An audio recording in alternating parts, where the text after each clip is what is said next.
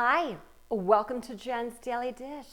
Today we're making Maritozzi or Maritoso, which is a brioche-like bun that you're going to cut open and you get to put tons of whipped cream in it, or you could put jam or chocolate or lemon curd. The choices are endless.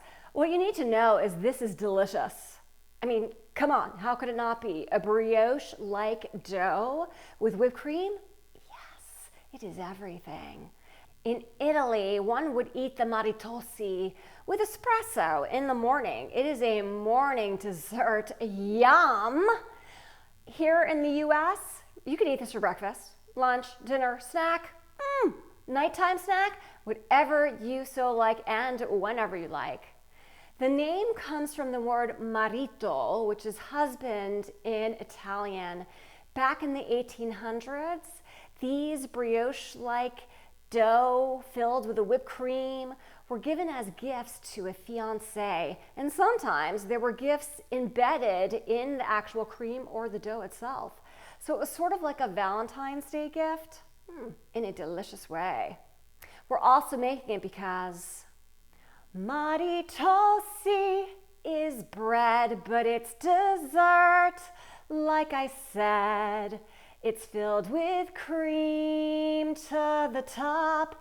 Could be lemon curd or chocolate. It's delicious and a lot. A lot? Oh, it's just the right amount. Let's do this. All-purpose flour, non-fat dry milk, granulated sugar, salt, yeast, eggs cold from the refrigerator, cool water. Mix on medium speed for about 7 to 10 minutes.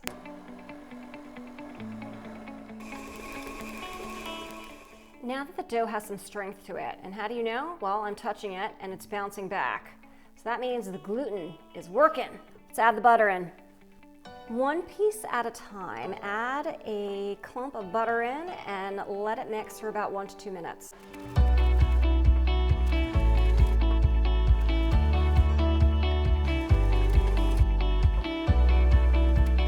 Form into a ball best you can. It's going to be a very, very, very soft dough, and that is okay. Put in a lightly greased bowl.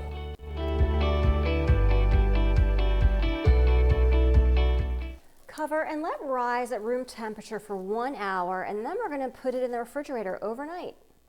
It's been an hour. Now I'm going to put it in the refrigerator overnight, but as long as it's in the refrigerator for a few hours, you'll be just fine. All right, the brioche dough has had plenty of time in the refrigerator to get nice and cold, which slows down that fermentation process. Had we left it out, it would have gotten a lot puffier, but this, instead, with the slow fermentation, allows the gluten time to chill out and relax, which is going to make it easier for us to make them into the separate 12 rolls that we need to do. It also gives the flour time to absorb the butters and the sugars, and it's going to make for a more eggy brioche-like texture and flavor than just like a yeasty bread. Who knew? It being cold is also going to make this far easier to work with, even though right now it seems a little bit cumbersome. This is very cold. Divide into 12 pieces, or you could weigh it. It should be between 60 and 65 grams. Should be about that big. Shape into a tight ball, and we're literally just going to roll it around. That is a nice, tight ball. Put it on your baking sheet with parchment paper or that's greased. Cover with plastic wrap and let rise at room temperature for 2.5 to 3 hours. These rolls are going to double, so be sure that they are evenly spaced. Towards the end of the rise time, preheat to 375 degrees. Look how nicely they rose. You can see that they're already puffy. Into the oven for 15 to 20 minutes. If they start browning too quickly, go ahead and tent them with some foil.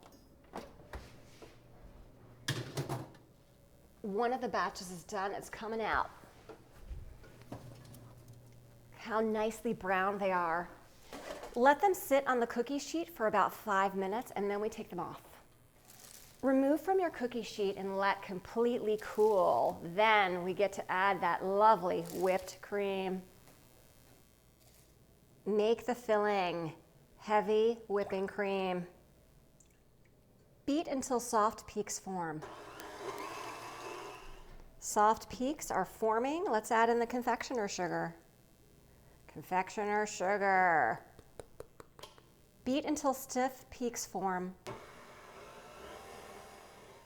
It's done. It is definitely stiff enough. Stop before you overbeat. Using a serrated knife, we're going to cut the Maritozzi in half, but not all the way through. Again, we just want it enough so that we can open it up, but we don't want to go all the way down to the base. So something like that, I think, will work just fine. Open up your lovely brioche roll, which looks perfect. Take some of your whipped cream, and we're literally just going to spoon it in. It doesn't have to be perfect just yet. Don't worry about that. We're going to spoon it in because we're going to level off the top in a moment. We're just going to get it in there right now. Okay, once you've got it filled with your cream, you can sort of start scraping the sides of your spoon.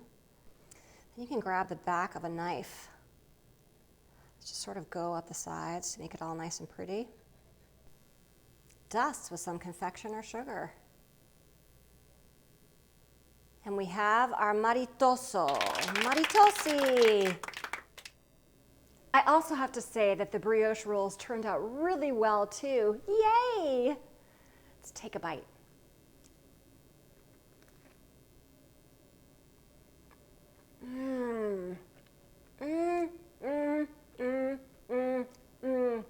This is like the best non-fried donut you never knew that you needed. You kind of need this. This is really delicious. Like, seriously delicious. I'm a brioche fan. I love bread. I love all carbs. Whipped cream, I'm, so-so on it. I could do with it or do without it. But something about this whipped cream with that confectioner sugar inside the brioche is just heaven. All right, come on, seriously. If I can make brioche, just brioche alone by itself, if I can make that with you watching me every step of the way, you can too. Let alone making a Maritozzi with that whipped cream layer and whatever filling you want. I mean, come on. You can really do this. You can. Give it a try. Let me know when you do. Don't forget to like, subscribe, turn on those notifications, and check me out on Instagram and share with your family and friends.